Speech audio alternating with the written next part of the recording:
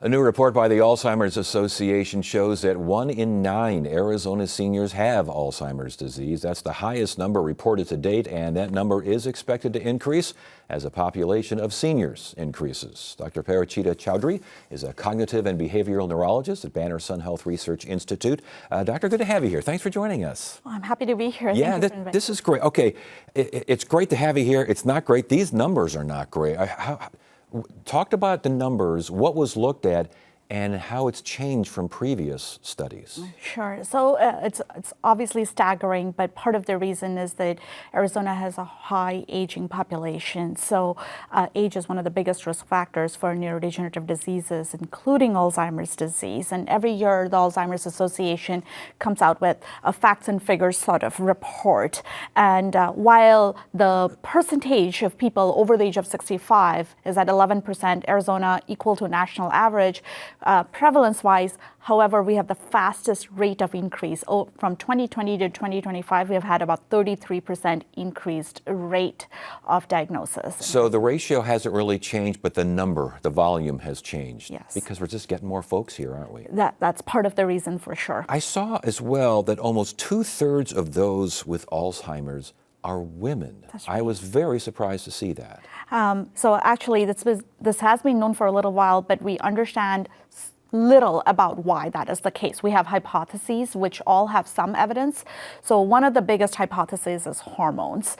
Estrogen is thought to be a protective factor for women, and then after menopause there's supposed to be an accelerated decline in cognitive function. Another theory is that women live longer, and when they live longer they have more resilience, but when the disease does hit they have a bigger downfall. That's what I thought. First when I saw that, I thought it's got to be because women just live longer. Yeah. Ethnicity, race, what are we seeing there?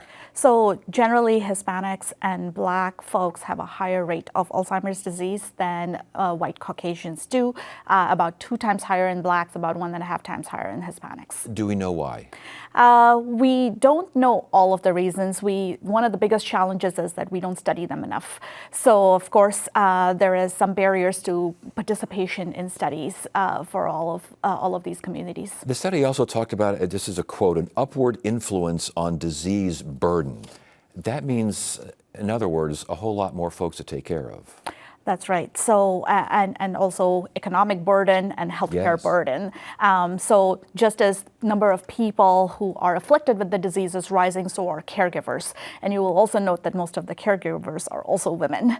And so in addition to that, we have a higher rate of mortality, higher rates of long-term care facilities. All of these things require a bigger dementia workforce, which does not exist at this time. Indeed, it doesn't exist. Is there an effort afoot to get it to exist, or to at least improve the situation? Absolutely. We, at least at Banner Health, we try to do grassroots effort. So we try to recruit folks at all stages of training into dementia care. Mm-hmm. But also we want to train other folks that are already working in nursing homes and things like that. There are programs to train them in understanding dementia and caring for people with dementia. We've done so many programs, so many segments on this program about dementia, about Alzheimer's, and it's one of the few things that we've talked about health-wise.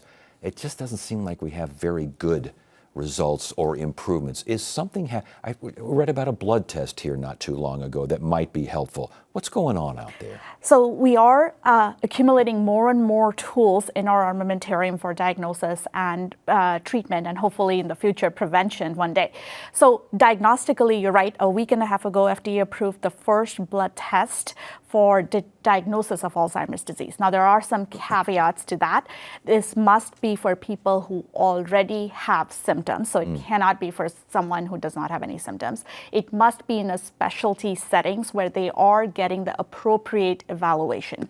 Something we understand about Alzheimer's disease is the proteins start accumulating in our brain about 20 to 10 years prior to onset of symptoms. So what we don't want is just detection of the protein in our blood, but not having symptoms. So, and not being able to give people the context or reason for their cognitive symptoms. But a blood test like this, would this lead to other research that would help explain, as you mentioned, we kind of know 10, 20 years prior, when that 10, 20 years prior hits, can this help in terms of prevention? Oh, Absolutely, and there are trials already underway.